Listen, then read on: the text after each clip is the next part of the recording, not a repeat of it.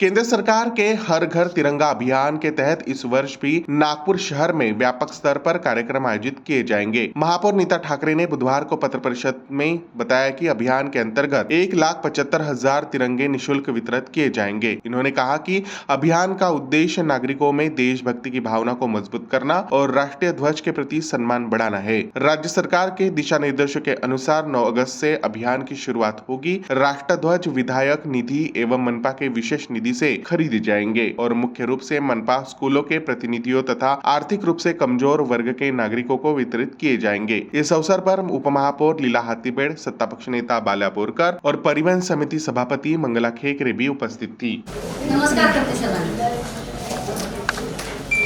2022 पासून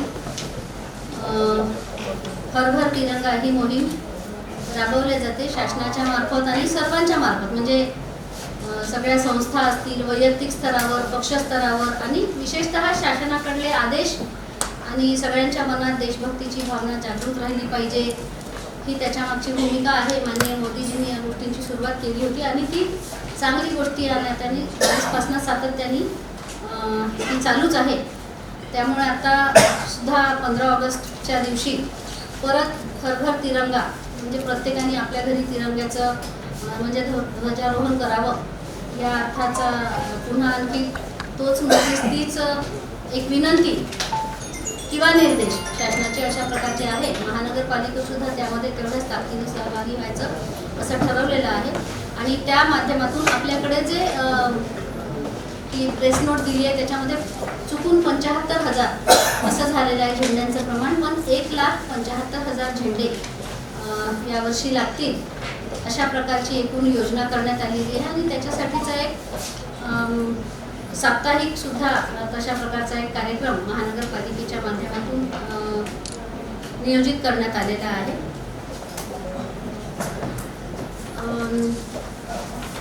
माननीय आमदार महोदयांशी बोलणं झालं आहे आणि त्यांच्याकडनं आपल्याला यासाठीचा निधी उपलब्ध होणार आहे। झेंड्यांसाठीचा सगळ्या अधिकाऱ्यांनी कर्मचाऱ्यांनी सुद्धा ते केलं पाहिजे असं आहे आणि त्याचप्रमाणे जेवढे सगळे आपले जे सामाजिक संस्थांमध्ये काम करणारे लोक आहेत, राजकीय पक्ष सुद्धा आहे, या सर्वांना या झेंड्यांचं वाटप ठराविक म्हणजे झोन 10 ही झोनमध्ये आणि तशा प्रकारे करून हे वाटप आपण पूर्ण करणं असं ठरवलेलं आहे। 14 तारखेपर्यंत हे सगळं वाटप होईल, 15 तारखेला ध्वजारोहण होईल। त्यानंतरचे काही कार्यक्रम जसं दिलं आहे की 8 ऑगस्टला वंदे मातरमचं एक प्रदर्शन, हे अगदी खरं आहे, पण तरीसुद्धा त्याचं वाटप करणं आणि म्हणजे थोडासा अनुभव जर पूर्वानुभव असा आहे की त्यानंतर ज्यावेळी आम्ही तुम्ही ज्यांनी लावलं त्यांनी ते झेंड्याचे फोटो काढावे, परत पाठवावे या अर्थाने विचार केला, तेव्हा ते सर्वत्र अगदी तितक्या ताकदीने अजून झालं नाही। पुढील काळामध्ये आपण आणखी ती ताकद आणखी वाढी जाऊ। व्यवस्थापन की गाड़ियों से कलेक्शन करना पड़ा था, झंडों का अपमान हुआ था, उसको लेकर क्या व्यवस्था है? एखाद्या वेळी समजा सार्वजनिक ठिकाणी असं म्हटलं तर आपण समजू शकतो, पण आता आपण जेव्हा हर घर तिरंगा असं म्हणतो तेव्हा आपण लोकांना हे आवाहन करतोय। म्हणजे तुम्ही मगाशी एक जो प्रश्न तुम्ही केला की 6 लाख प्रॉपर्टी आहे, मग का बरं, तर त्यातलं एक थोडंसं उत्तर हे देखील आहे की ज्यांना स्वतःहून खूपच वाटतं, म्हणजे ज्यांना त्याचं महत्त्व लक्षात येऊन जाईल, असं म्हणत नाही की मी कुणालाच त्याचं महत्त्व कमी नाही आहे, पण त्यातल्या त्यात अधिक त्याची जी म्हणजे जो गौरव आहे, जी गरिमा आहे की ज्यांच्या ध्यानात येत असेल ते लोक त्याच्यामुळे वेळी म्हणजे झेंडा आरोहण करतील। आणि तुम्ही जे म्हटलं की तर ते तसंच आहे की एखाद्या वेळी सार्वजनिक ठिकाणचं असेल, एखाद्याचं दुर्लक्ष करा, म्हणजे सार्वजनिक ठिकाणी सुद्धा असेल तरी सुद्धा कुणीतरी महत्त्वाचे व्यक्ती त्या ठिकाणी जाऊन करतील, त्यांची खऱ्या अर्थाने ती जबाबदारी आहे की मी सकाळी तिकडे झेंडावंदन केलं होतं तर 5 वाजेच्या तो उतरवला आहे की नाही, ही माहिती आपणही आपल्या बाबतीत जेव्हा होते तेव्हा आपण ही माहिती घेतो। पण त्यातल्या त्यात हे जे झेंडावंदन आहे विशेषतः हर घर म्हणजे प्रत्येकाच्या घरोघरी असल्यामुळे नागरिकांना आहे त्या लोकांना तिथे बोलवलं तर त्या ठिकाणी हे कार्यक्रम नेहमी म्हणजे सैनिकांना श्रद्धांजलीचे कार्यक्रम, त्याची आठवण राहिली पाहिजे या अर्थाचे कार्यक्रम होत राहतात।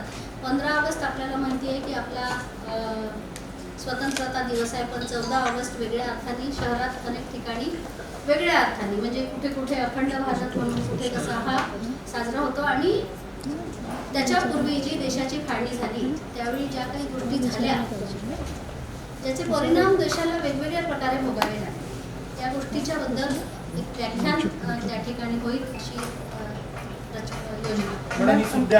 पुन्हा एक वेगळा विषय आहे, त्याच्यावर आणखी चर्चा वेगळी होऊ शकते.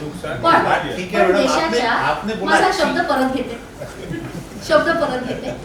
ज्या गोष्टी झाल्या त्या गोष्टींच्या संदर्भाने समजा ती एखादी वाईट गोष्ट झाली असेल किंवा ती भयावहता असेल तर पुढे तसं होऊ नये यासाठी सुद्धा आपण त्या गोष्टींची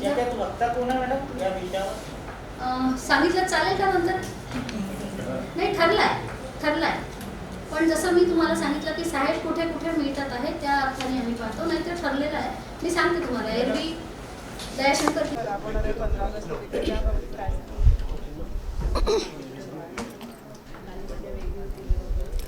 2022 पासनं हर घर तिरंगा हा कार्यक्रम शासनाच्या माध्यमातून आणि शासनाने आवाहन केल्यामुळे सर्व लोकांच्या माध्यमातून राबवला जातो.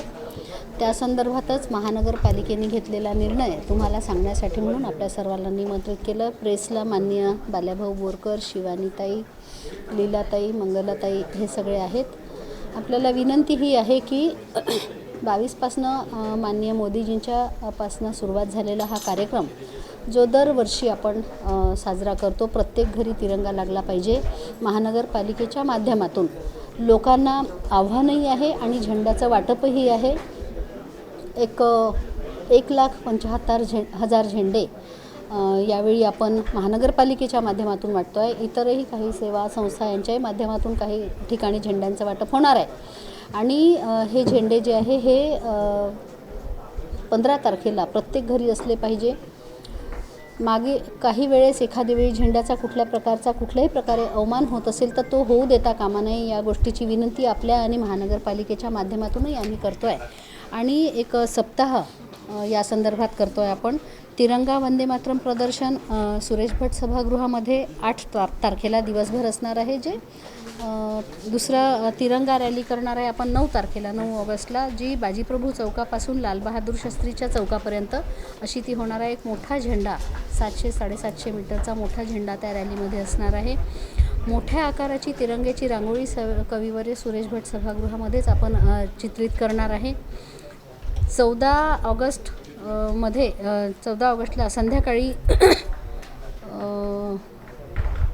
7:30 वाजता वंदे मातरम आपलं जे उद्यान आहे वजेरियामध्ये, त्या ठिकाणी जी फाळणी झाली होती, जी आपली दुःखद आठवण आहे, त्या संदर्भातला ती किती परिस्थिती भयावह होती या संदर्भातली माहिती देणारा एक कार्यक्रम आपण त्या ठिकाणी आयोजित केला आहे वंदे मातरम गार्डनमध्ये.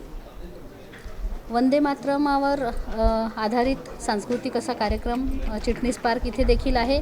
तो 13 ऑगस्टला आहे सकाळी 8 वाजता. आणि तिरंगा सांस्कृतिक कार्यक्रम 15 ऑगस्टला दुपारी 12 वाजता कविवर्य सुरेश भट सभागृहामध्ये आपण घेणार आहे. अशा प्रकारे एक सप्ताहभर आपण तिरंग्याची आपली आठवण, तिरंग्याचा मान सन्मान हा वाढण्यासाठी आणि सर्वांच्या मनात त्याच्याविषयीची देशभक्तीची भावना जी आहेच ती अधिक जाज्वल्य आणि प्रज्वलित व्हावी यासाठी या सगळ्या कार्यक्रमाचं आयोजन नागपूर महानगरपालिकेने केलं आहे. यासाठी माननीय आमदार साहेब जे आहे त्या लोकांसोबत बोलणं झालेलं आहे. आणि त्यांनी सर्वांनी म्हणजे माननीय मते साहेब आहे, दटके साहेब आहे, भेंडे साहेब आहे, खोपडे साहेब आहे, या सर्वांशी बोलणं झालं आहे. आणि त्यांनी एक मोठा निधी यासाठी देण्याचा आपल्या त्यांच्या निधीमधून मंजूर केलेला आहे. तिरंगा रॅलीचं फ्लॅग होस्टिंग कोण करणार आहे आणि जे नियमावली आहे ज्या फ्लॅग होस्टिंगच्या त्या कशा पद्धतीच्या आहेत? नियमावली आपल्याला माहिती आहे, त्या असतात जशा आहे तशा. परंतु तेवढी एक माहिती मी आपल्यापर्यंत अपूर्ण देऊ शकते, कारण की अजून माननीय गडकरी साहेबांच्यासोबत बोलणं सुरू आहे. उपलब्धतेच्यानुसार आपल्याला ती माहिती पुढे देते.